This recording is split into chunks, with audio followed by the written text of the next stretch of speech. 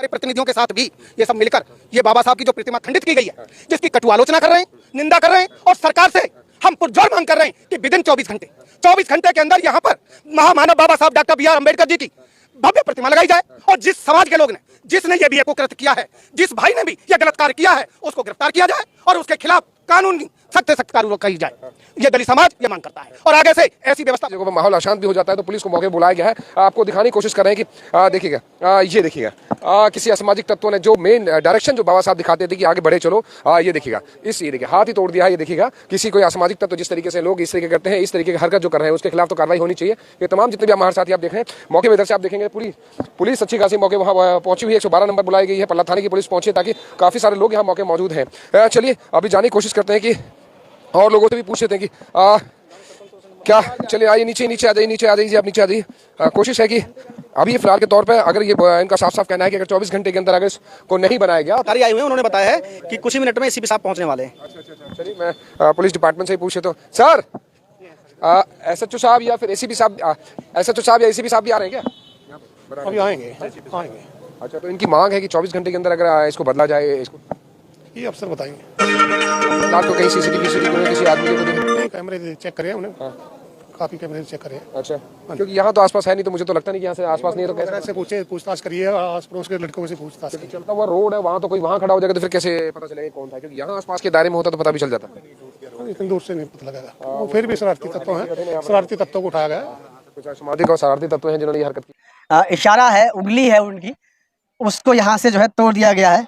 और एक बात और हमें समझनी पड़ेगी कि ये प्रतिमा जो है एक बड़े चबूतरे पर स्थापित है, और यहाँ पर जो है लोगों ने आकर की जो इशारत की है वो कौन लोग हैं और इसके पीछे क्या वजह है, ये यहाँ के जो स्थानीय लोग हैं उनसे जानने का प्रयास करेंगे।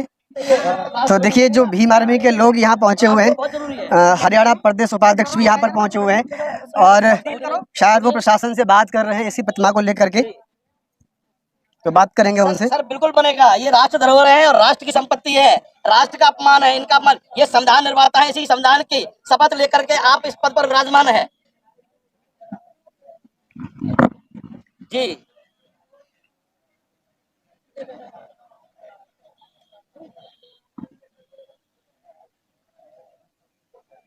ठीक है जी, अभी आपसे कल मुलाकात होगी या सीपी साहब से डायरेक्ट मिला जाए?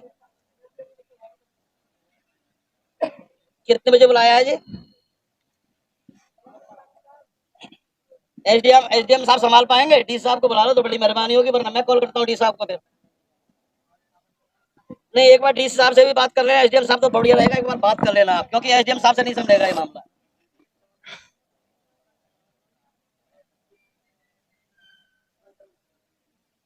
जी ठीक है, और ये धाराएं और अपनी जानकारी अधिकारियों से लेके, ये धाराएं राष्ट्रद्रोह की धारा जरूर चाहिए जी हमें। 123 है और 153 है, 124 है जी।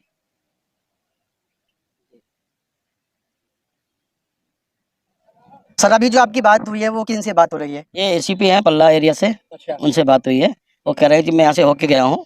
मैंने कहा हमारा 2 बजे का टाइम था ऑलरेडी, और आपको जानकारी में है सीआईडी के फोन पर लगातार आए हैं, और मैंने बता दिया कि मैं 2 बजे का टाइम है, 2 बजे तक मैं पहुंचूंगा किसी भी कीमत पे। हालांकि मीटिंग थी प्रदेश के अंदर, लेकिन उसके बाद छोड़ के हम यहाँ पे इस मामले में आए। अभी उनका कहना है कि मैं यहाँ से होके गया हूँ, और यहाँ के जो समाज के लोग हैं उनसे मिले हैं, उनसे कोई प्रॉमिस लिया है। हालांकि मैंने मैसेज छोड़ा था कि कोई भी हल्का मैसेज या हल्का समझौता नहीं करना है हमें, क्योंकि सिर्फ ये किसी जाति विशेष की बात नहीं है, और ना ही सिर्फ ये बाबा साहब का अपमान है, ये राष्ट्र का अपमान है। और जब तक इन लोगों पर अब राष्ट्र द्रोह के मुकदमे दर्ज नहीं होंगे, अब हम चुप नहीं बैठेंगे। क्योंकि 2014 के बाद बाबा साहब की मूर्तियों पर जितने हमले भारत के अंदर हुए हैं, कहीं पर भी नहीं हुए हैं, और इससे पहले कभी नहीं हुए हैं, और भी सरकारें आई गई हैं। लेकिन ये मनवादी ताकतें इन सरकारों में कुछ ज्यादा ही आगे बढ़ रही हैं। इनको ये नहीं पता कि अगर हमने, अभी तक हम संविधान के रक्षक हैं, संविधान की बात को मानने वाले हैं, संविधान को मानने वाले लोग हैं, इसलिए हमने हमारे हाथ बंधे हुए हैं। लेकिन जिस दिन हमने संविधान को हटके काम किया तो घरों से निकाल के मारेंगे। सच बता रहे हैं, पहले भी हमने कहा और आज भी चेता रहे हैं इन लोगों को, और पुलिस प्रशासन को चेता रहे हैं कि हमने और हमारे बुजुर्गों ने खाल उतारने का कारोबार छोड़ा है, लेकिन हम और हमारी पीढ़ियां इस कारोबार को भूली नहीं है। खाल उतारना भी जानते, खाल में घुस भरना भी जानते, और घरों से निकाल के घुस भरेंगे। बर्दाश्त नहीं करेंगे किसी भी कीमत पर। प्रशासन कान खोलकर सुन ले, 24 घंटे का टाइम है, मूर्ति तो बदलेगी, और तुम नहीं बदलोगे, इतनी ताकत हम रखते हैं। हमें तुम्हारे चंदे की और फंड की जरूरत नहीं है। ये अपमान बर्दाश्त नहीं करेंगे किसी कीमत पर। 24 घंटे पर अंदर जो मनवादी ताकतें यहाँ पर हमला करके गई हैं, उन मनवादी ताकतों को सलाखों के पीछे चाहिए हमें वो लोग।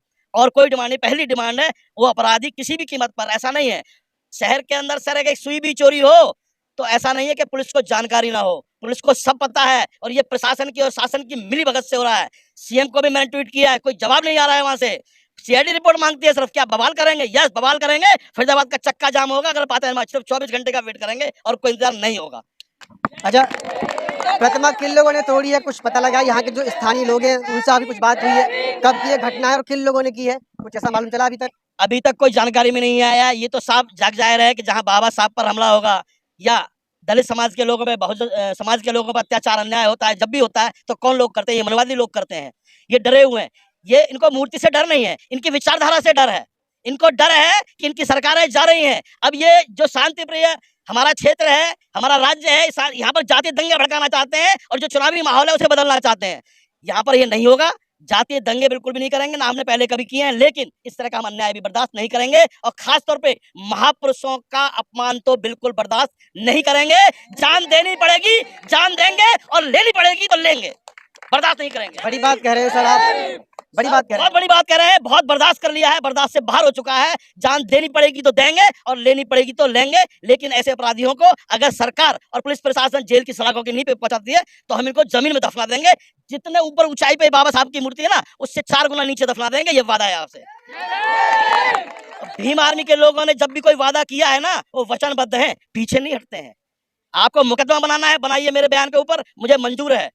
कल बुलाया है 11 बजे, जाएंगे और एसडीएम से बात नहीं करेंगे। फरीदाबाद के शहर के मालिक हैं डी साहब, उनसे बात करेंगे कि हमारे ऊपर ही क्यों हमले होते हैं, हमारे लोगों पे क्यों हमले होते हैं, हमारी मूर्तियों पे क्यों हमले होते हैं। अगर हमने हमले करना शुरू किया ना तो शहर के अंदर जो तुम्हारे महापुरुषों की मूर्तियां लगी ना, एक नहीं बचेगी। लेकिन हमने वो सीखा नहीं है। क्यों? कि हम संविधान को मानने वाले लोग हैं, कानून के दायरे में काम करने वाले लोग हैं। लेकिन इसका मतलब ये नहीं है कि तुम उसका नाजायज फायदा उठाते रहोगे।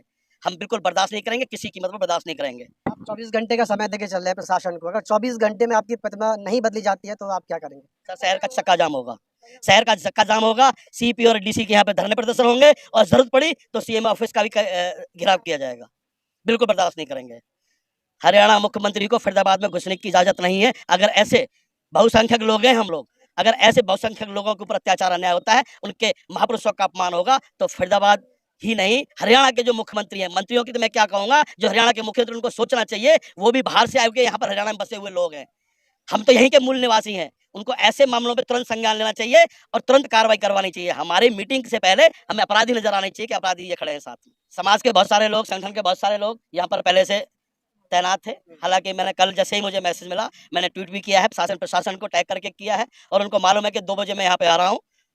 यहाँ पर किस तरह का समझौता हुआ मुझे नहीं मालूम है, क्योंकि कुछ लोग सरकार की गोद में बैठने वाले लोग भी हैं जो हमारे समाज के ही हैं। लेकिन यहाँ पर हम किसी की गोद में बैठने वाले नहीं है। अगर गोद में बैठेंगे भी तो तुम्हारी दाढ़ी नोचेंगे। जब भी अन्याय अत्याचार हमारे ऊपर होगा, हम बर्दाश्त नहीं करेंगे। हम तुम्हारी दाढ़ी नोचेंगे तुम्हारी गोद में बैठ के। हम वो नहीं है कि चापलूसी करने वाले, और ना ही गीदड़ भभकियों से डरने वाले हैं। हमने जेलें काटी हैं, आगे भी काटेंगे जेलें, लेकिन अन्याय और अत्याचार बर्दाश्त नहीं करेंगे। खास तौर पे महापुरुषों का अपमान तो कतई बर्दाश्त नहीं करेंगे। मैं फिर से अपनी बात दोहरा रहा हूँ, अगर न्याय नहीं मिला तो छीन के लेंगे, जान देनी पड़ेगी।